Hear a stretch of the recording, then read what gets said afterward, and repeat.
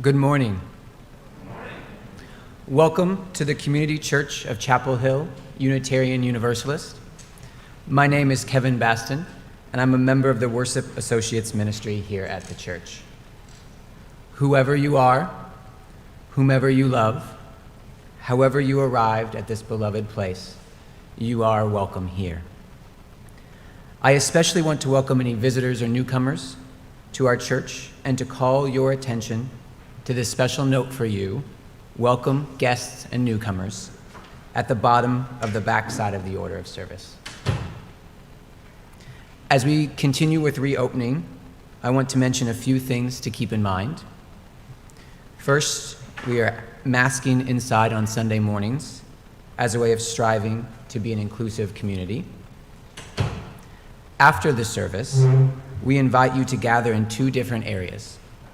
The courtyard is a mask-optional space for fellowship, and the area behind the Jones building, which includes the porch, grassy area, and playground, is a space where masking is mandatory. We are not currently passing the offering baskets, so please make your donation online or place your donation in the offering baskets as you enter or exit the sanctuary. Our virtual coffee hour today is at 11:30, and it's hosted by Rachel Rose. The Zoom link for that coffee hour is in the weekly announcements and the Sunday morning email. And now I do have a unique pleasure this morning of being able to read some fall auction results for you all, and these are seen only by Susan and Don Blanchard and myself. So they want to say many thanks to the 93 donors and 115 bidding units who helped make the 2021 fall auction an amazing success. The total raised was $22,531.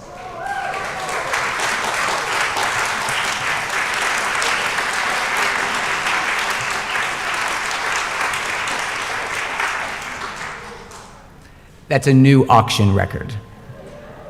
So thanks to everyone who participated, of course, and thank you especially to Don and Susan. So congratulations to everyone.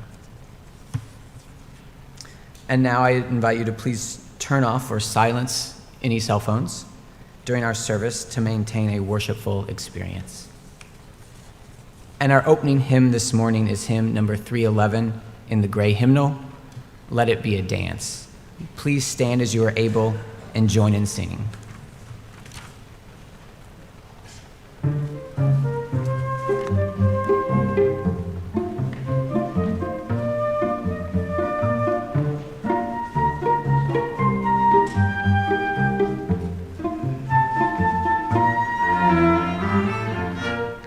Let it be a dance for you.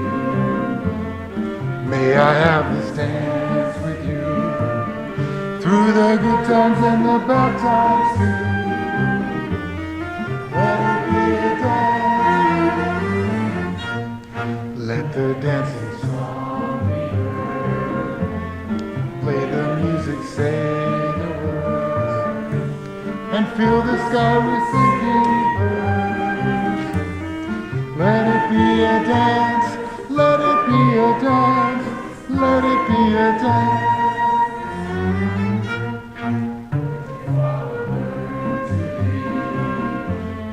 Feel the rhythms, hear the lead. To reap the harvest, plant the seed. Let it be a dance, let it be a dance for you. May I have this dance for you through the good times and the bad times too. Let it be a dance. Everybody turn and spin. Let your body learn to bend.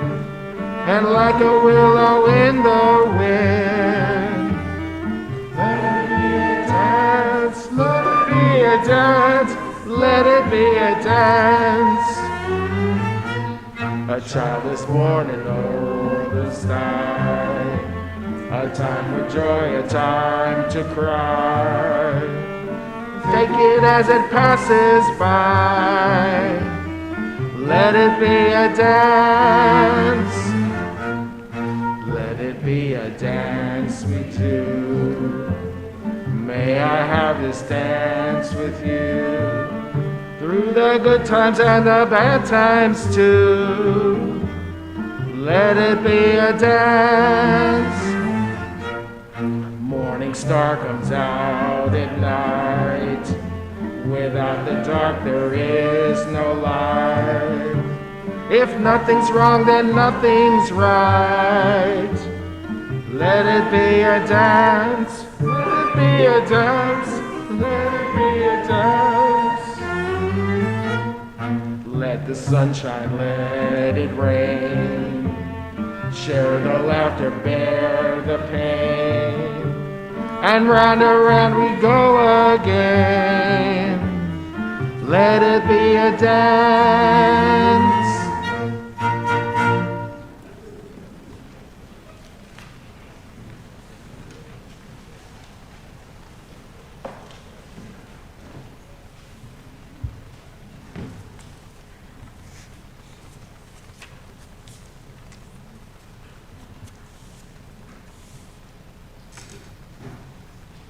In last week's service, we heard the choir sing two beautiful poems by Wendell Berry, set to music by the composer Malcolm Dalglish.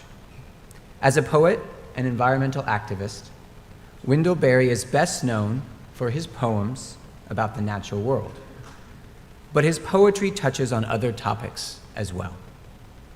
This morning's service explores the theme of authenticity, the theme of welcoming and revealing the truth of who we are.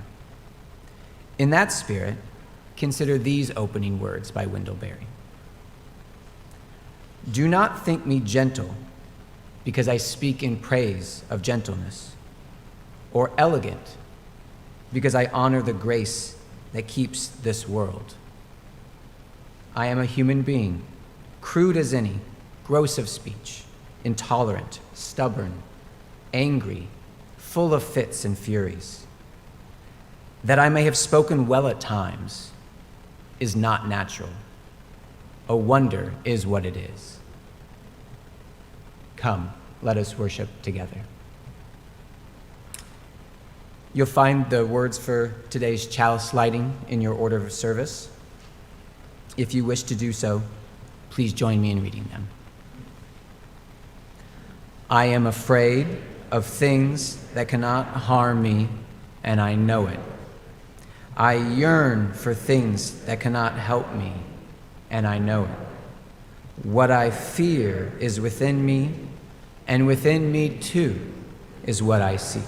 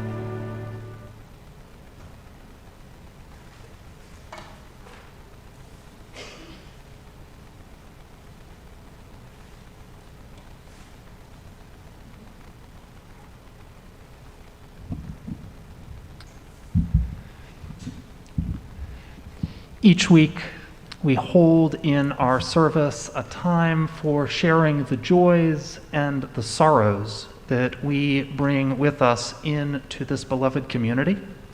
It's during this time, if you've come with either a significant personal joy or a significant sorrow, you're invited to come forward, place a stone into the water bowl, and in a brief sentence or two, share your joy or sorrow. Let us enter into this time of tenderness and trust.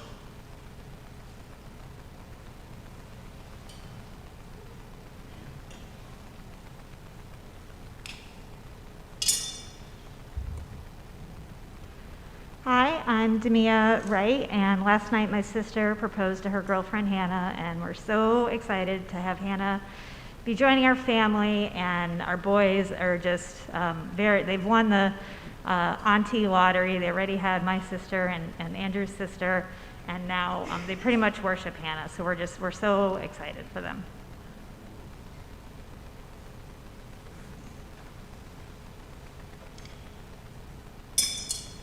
Good morning, I'm Gerald Bonner, and last weekend I spent it in the mountains at Hanging Rock, walking 24 miles and helping raise money for cystic fibrosis, and we raised over $60,000.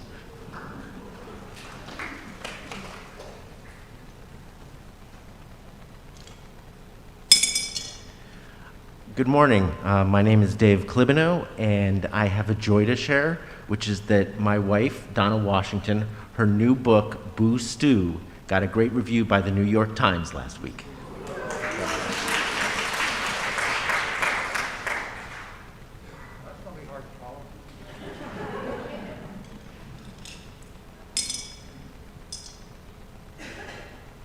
I'm kind of backed up on joys here. My name's Eric Bannon. My son turned 16. I turned 63 a week later. I've been accepted to the University of North Carolina as a part-time student in Romance languages. I've been working on a new CD for like the last couple of years. It's kind of a culmination, a distillation of my journey through cancer. And Friday, we approved the mixes and sent it off to be mastered. So I know that sounds like an announcement, but it's such a joy. I wanted to share it. Thank you.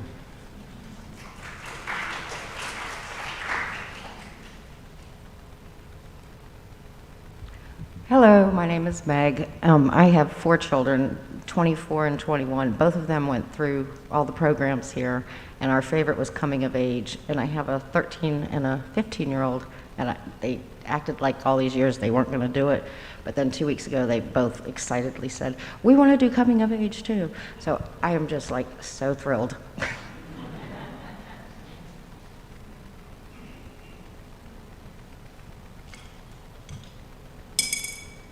I feel a little badly after all those joys, so mine's not a joy.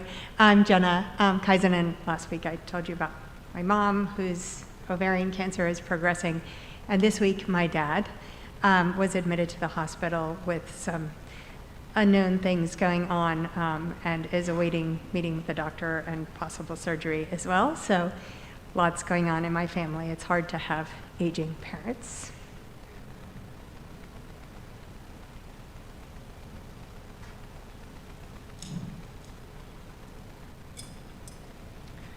Hi, I'm Katie, and I placed 2 little stones because about 10 days ago I adopted 2 little senior dogs from way out west in Warren, North Carolina, and I'm just really happy to have dogs in my life again, and they have lots of senior dogs that need adoption, so if you're interested in a nice trip to the mountains, let me know.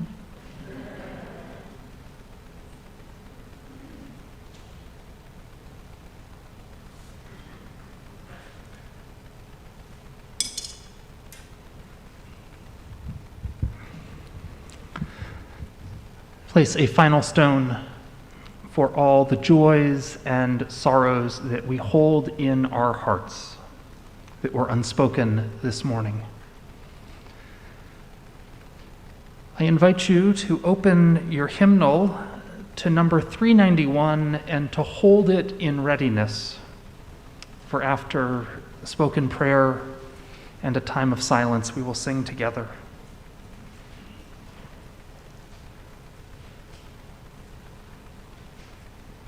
And I invite you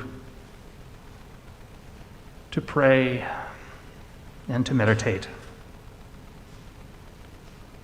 Voice still and small, deep inside all, I hear you call, singing.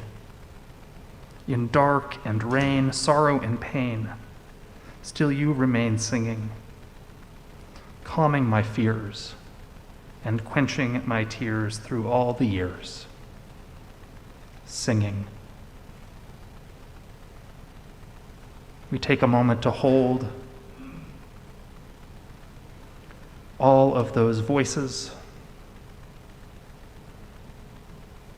life experiences, the joys of creativity and art, the joys of new adventures, connections, new members of our family.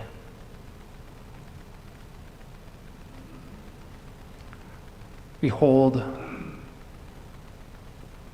the sorrows of worry, concerns for loved ones, and for ourselves. We hold the trials and challenges. And still we listen. Listen for that still small voice inside us and beyond us.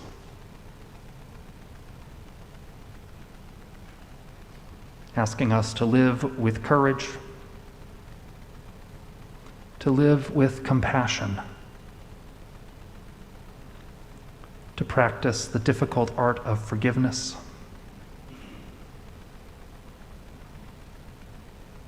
reminding us to forgive one another and to forgive ourselves.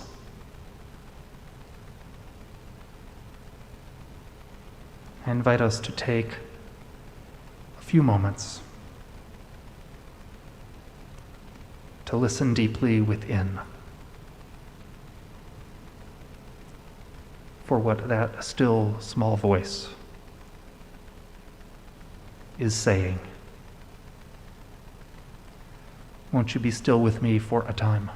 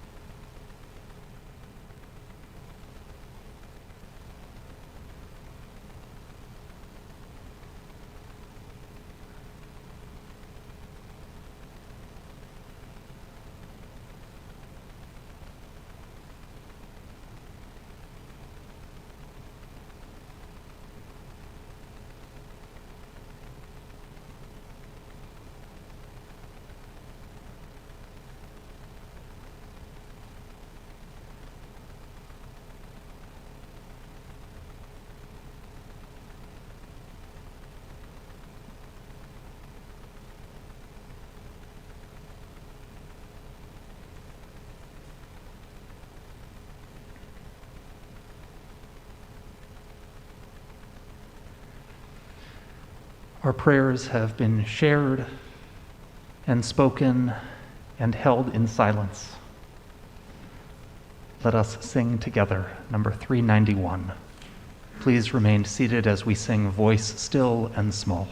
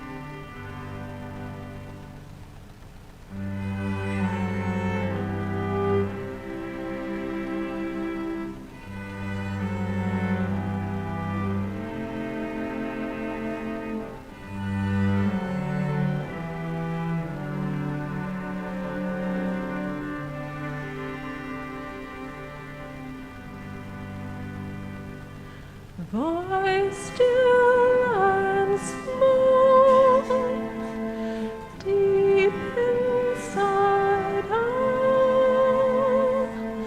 I hear you call, singing.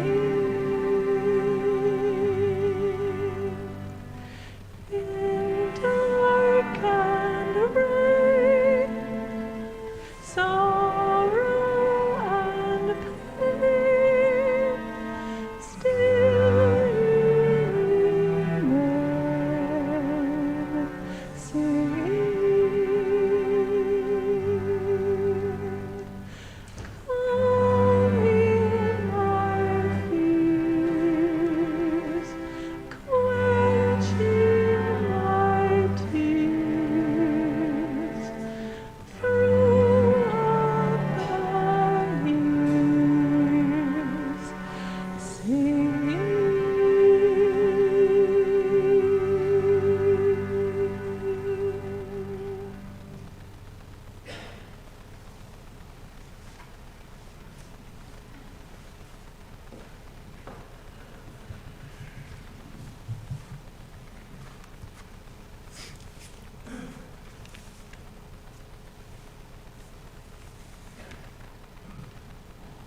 Our reading this morning is a Middle Eastern folk tale entitled The Smuggler.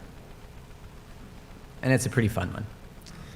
As I tell the folk tale this morning, I invite you to consider what it might mean about authenticity and revealing the truth of who we are. So at a border crossing, in a country far from here and many years ago, a border guard noticed a traveler approach. This traveler was leading a donkey whose back was stacked with heavy bales of straw. The guard's job, among many other jobs, was to ensure that travelers didn't smuggle goods into the country. Watching the traveler approach, the guard's intuition told him to be suspicious of the traveler. He stopped the traveler, asking to look inside the straw bales on the donkey's back. But he couldn't find anything valuable in the straw. Despite this, he told the traveler, "I'm sure you're smuggling something." The traveler merely smiled as they crossed the border. Now each week, for years and years, the traveler came to the border with a donkey bearing bales of straw. And although the guard searched and searched the straw bundles on the donkey's back, and searched the hems of the traveler's robes, and searched the traveler's food and water bundles, he never could find anything valuable hidden within them. Many years later, after the guard had retired, he happened to spot the traveler in a marketplace, and he said, "I beg you, please tell me, what were you smuggling?" "Whatever do you mean?" the traveler replied. "I am no longer a guard, and even if I could get you into trouble, I'd never do so. For years and years, I knew you were smuggling something, and I only want my curiosity satisfied so that I can die in peace and wonder no longer." The traveler leaned in. You're right. Every time I crossed that border into your country, I was smuggling." "What?" cried the retired guard. "Donkeys."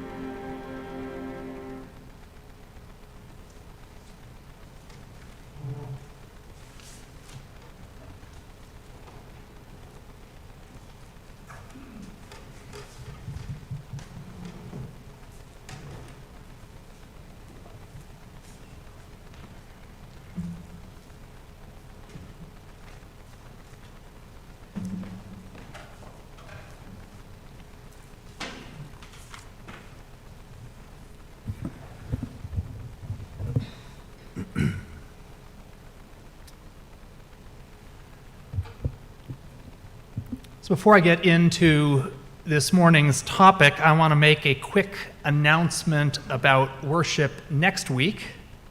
Next Sunday, Halloween, we're going to be holding a Day of Remembrance service. Actually, we're going to be holding 2 Day of Remembrance services, and they're both going to be a little different. The first service is going to be held at 9:30 indoors here with music from the choir, right? Music from the choir and a homily from me and a remembrance ritual. And the second service is going to be multi-generational, and it will be held outside down at Memorial Rock at 11:15, and will include music from our youth and a story and ritual from Marion and Kat. So remember, 9:30 inside, not as multi-generational, 11:15 outside, multi-generational. And you might want to check your email this week for more information, maybe what to bring if you're coming. Now we return to our previously scheduled programming.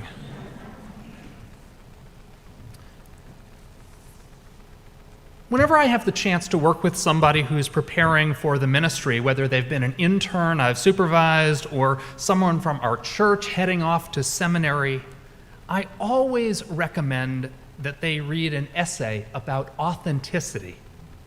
This essay was written by my childhood minister, his name was Ken Sawyer, and deals specifically with the question of authenticity in ministry. It's such a good essay, but also provocative. He asks the question, is authenticity required of ministers? To which he answers, sort of, not really, no. And then he asks the question, so is being a minister like being an actor, like skillfully playing a role? To which he answers, sort of, not really, no. Provocative, right? But that's not what I'm going to talk about this morning. Although my words do borrow liberally from his essay, but I'm not going to talk about ministry per se. If you really are curious, I can send you a link and you can read it and let me know what you think. I suppose what got me thinking about authenticity is the fact that Halloween is approaching just a week away. And it is standard fare for many UU ministers to preach a sermon around Halloween with masks as a topic, like Halloween masks, Frankenstein or zombie mask or whatever, but as a metaphor for so much more. UU minister Rick Davis explains, people began wearing masks around this time of year because it was believed that the souls of the departed roamed the earth. And All Hallows Eve in late October provided one last chance for the dead to wreak vengeance on their living enemies before moving on to the next world. So to avoid being recognized, people wore masks to disguise themselves in case some dead soul had it in for them. Put a mask on to protect yourself. Davis continues, in truth, we do put masks on to protect ourselves. It's virtually impossible to live in society and not from time to time feel the need to mask your true feelings, lest you get laughed at or fired or judged or ridiculed or ostracized. So you learn to put on a mask to hide your true feelings. But masks, and this is paradoxical, don't just protect us, they can actually liberate us. After all, if you're wearing a Halloween mask, you have a paradoxical sort of freedom, the freedom to be truly yourself without anyone else knowing that's what you're being. The mask you wear on Halloween may allow you to feel free enough to take off the mask you wear in your everyday life. And in his sermon on masks, Rick Davis quotes a parishioner as saying, "When I put on my mask, I get to be who I really am." Of course, in these times in which we are living, it's impossible to talk about masks without also speaking of masks that most of us wear in public most of the time. I've heard people say they hate masks. Who has ever said that they hate masks? They don't recognize people. You have no idea whether the person you're interacting with is smiling or grinning or smirking or grimacing or frowning or scowling behind their mask. And I've heard people say that they love masks because other people have no idea if they are smiling or grinning or smirking or grimacing or frowning or scowling behind their mask. Masks are awful. It's so hard to know what anyone else is feeling. Masks are wonderful. I don't have to try as hard to hide what I'm feeling. How liberating.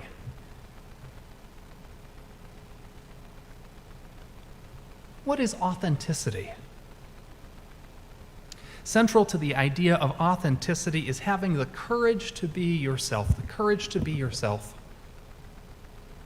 The poet May Sarton said, "We have to dare to be ourselves, however frightening or strange that self may prove to be." In this faith tradition, Unitarian Universalism seems to honor authenticity, at least most of the time.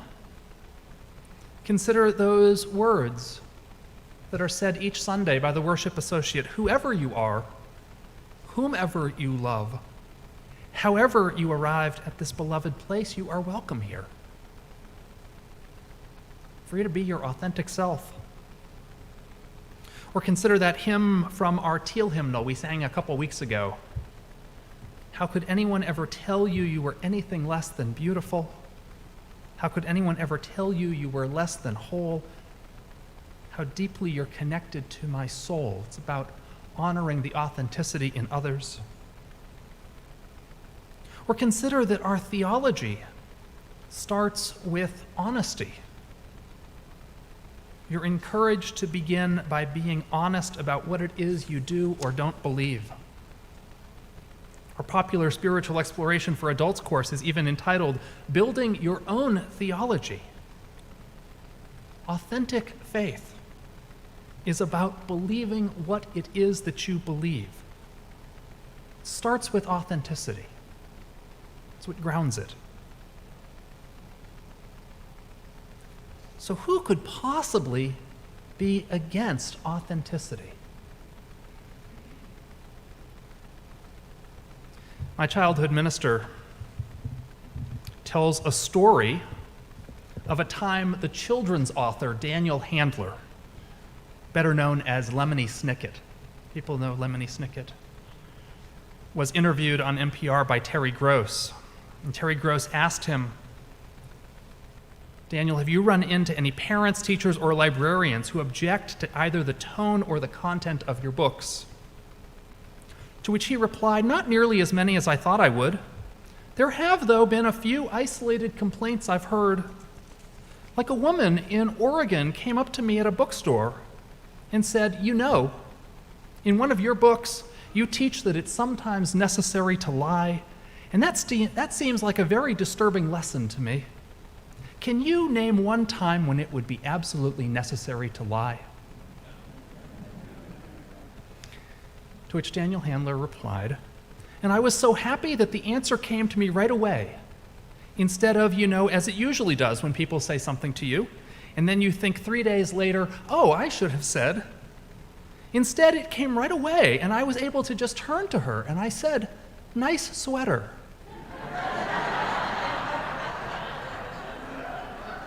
And I was just really proud of that.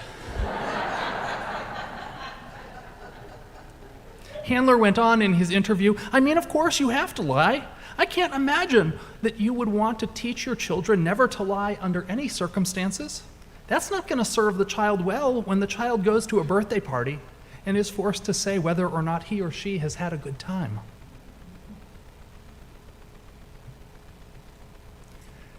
That's a really silly example. It is a silly example. And it's one that I share with you with some trepidation, because it's not my goal that the next time someone compliments you on your sweater, which will happen, that you become insecure and think, well, what's wrong with my sweater? But actually, this story, though so incredibly trivial, points to a larger truth that is significant, even troubling.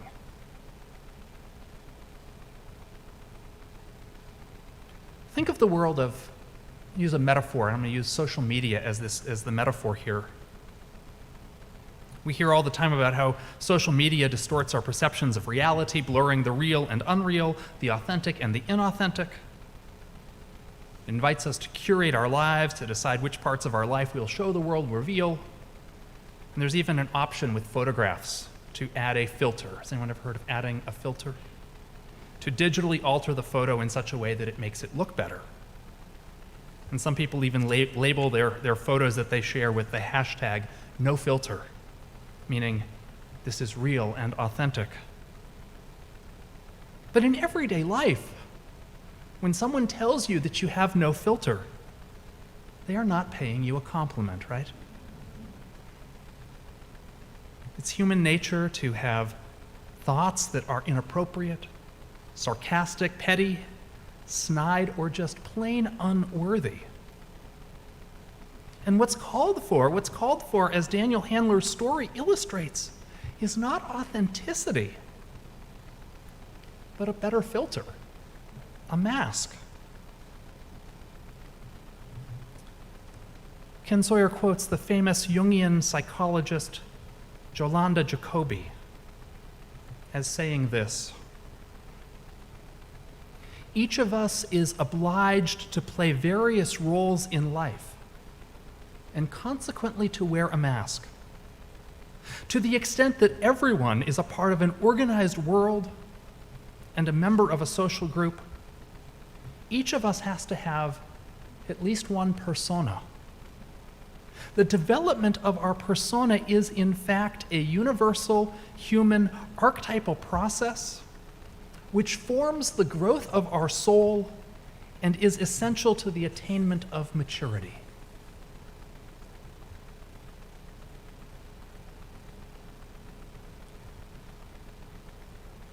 The Jungian psychologist says the development of our persona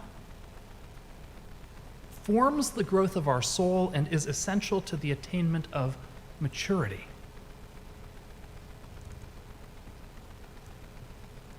Think of that passage from Wendell Berry that Kevin read at the beginning of our service this morning. Do not think me gentle, because I speak in praise of gentleness, or elegant, because I honor the grace that keeps this world. I'm a human being, crude as any, gross of speech, intolerant, stubborn, angry, full of fits and furies. That I may have spoken well at times is not natural. A wonder is what it is. A wonder and a blessing.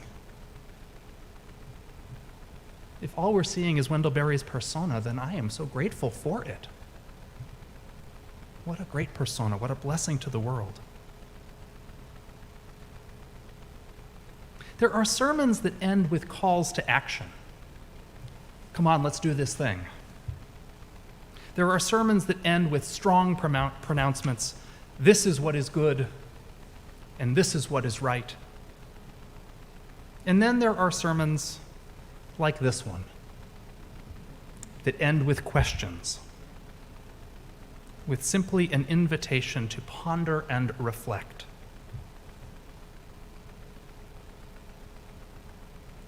What personas do you play? What masks do you wear? What filters do you put up?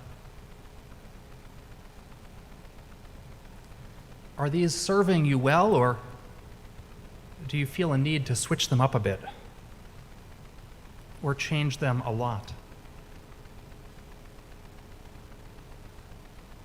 And on the flip side, do you have an easy time being authentic? Or is it hard for you to be authentic? What true part of yourself is difficult for you to reveal?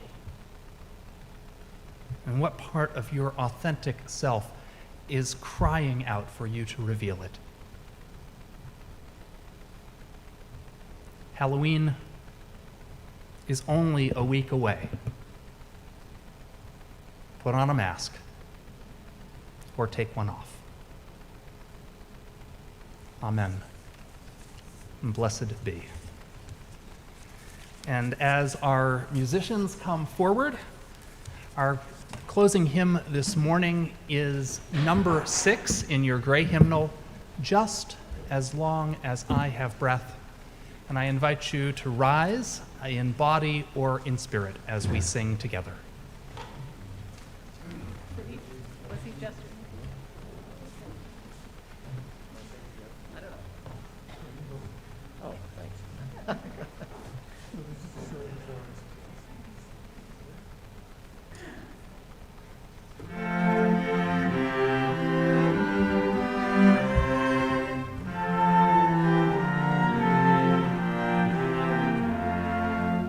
Just as long as I have breath, I must answer yes to life.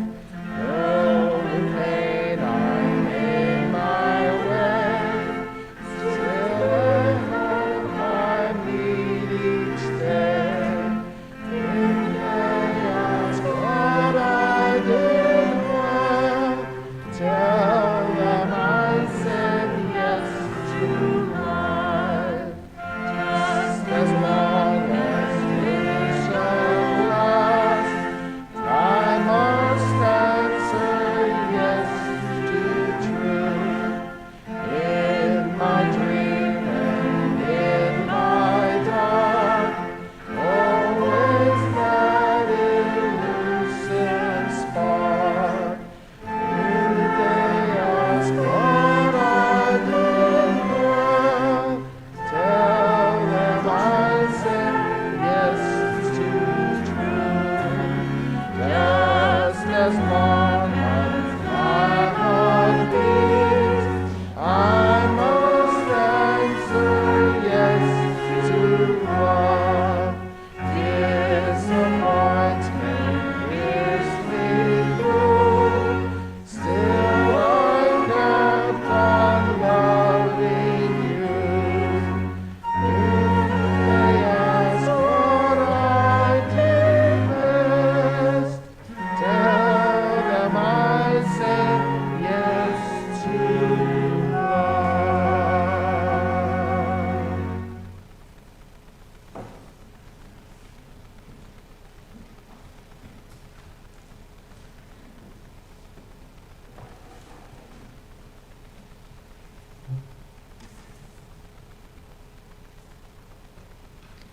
You will find the words for extinguishing the chalice in your order of service. Please say them with me. We extinguish this flame, but not the light of truth, the warmth of community, or the fire of commitment. These we carry in our hearts until we are together again. And now it is time for us to sing Shalom. In keeping with our COVID protocols, if you prefer not to hold hands during the singing, just cross your hands over your chest.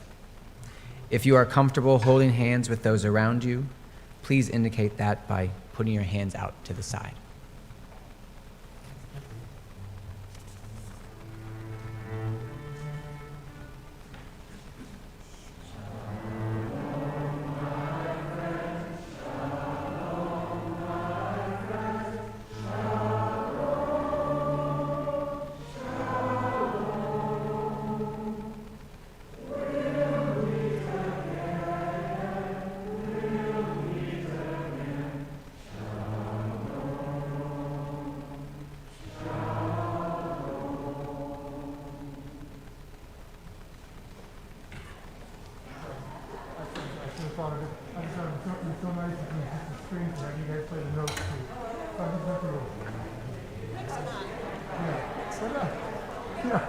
Because I directed